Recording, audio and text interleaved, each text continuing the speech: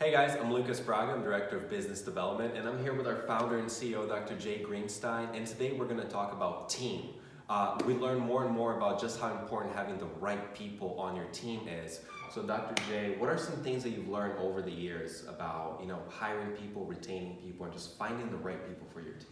Yeah, Lucas, I mean, it's really all about fit, and in Jim Collins' landmark book, Good to Great, which you and I have talked about many, many times, it's always first to then what? It's finding the right talent that's a good fit for your organization, then putting in the seat that lets them leverage their unique abilities and unique talents. So, I mean, that's the one thing that I've learned. It's really all about making sure you find those right fits.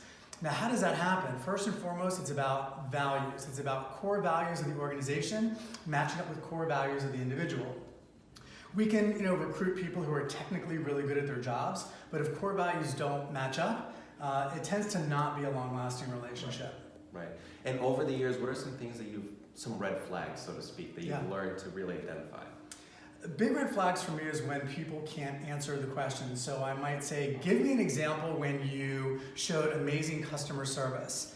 And they might say something like, well, I always enjoy providing great customer service. It really means a lot to me. And, I always go out of my way to provide great customer service for patients. And I'm like, okay, but tell me a specific time when you actually demonstrated great customer service. So it's really about making sure that they answer the question that you asked.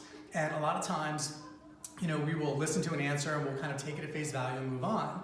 And you and I have had many conversations about this when we're evaluating talent. It's about going there. So they might say, well, I'm a people person. I hate that answer, by the way. Or I'm detail oriented. Okay, yeah. Who's going to come into an interview I don't care about the details at all. I'm honest. Right, I'm honest, right.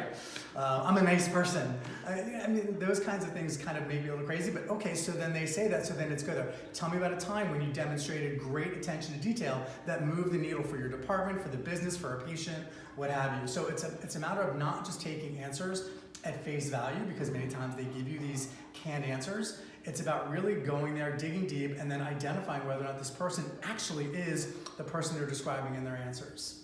So help us out here. What are some of the most important questions that you have to ask to identify the right candidate? I mean, everybody has their own kind of organizational culture, and you have to kind of find what works for you and for your practice. But for me, I love talking about things that are unrelated to the business. So if someone is interviewing me and I ask them, so have you ever played a sport before? Have you ever played a musical instrument? Have you ever done anything extracurricular outside of school? And most answers are yes. Let's just say they said, yeah, I played lacrosse. Okay, great. So tell me about your favorite coach and why they were your favorite coach. And you get to learn so much about an individual when they just start talking about their own personal life. Well, I really love this coach because he pushed me, and he or she pushed me, and I became a much better player because of it. So tell me about a time when you didn't agree with the coach, but did it anyway, and how did that make you feel? Because there are many times when we're leading people, they might not always agree with the decisions that are being made, but you want them to follow along to make sure the achievement is completed. And so it's really important just to identify these deeper questions so you understand how people think and what they respond to. That's definitely one of my most favorite questions. Personally, in this organization, we look for people who have grit.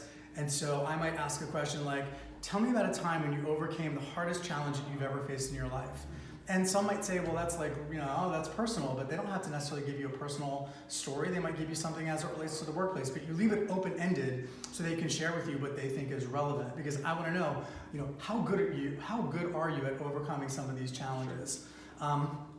Another one is, how would your friends describe you? I think that's a really good one. Because that, again, gives you insight as to how people really perceive themselves, but also how they believe other people perceive them. So those are some of my favorites, but they don't have to be the questions that you guys use, but the important thing to understand is you've got to drill down and really figure out who that person is in front of you, who they are, what they believe, how they behave, what their core values are, and determine very, very quickly whether or not they're going to align with your core values and your organization.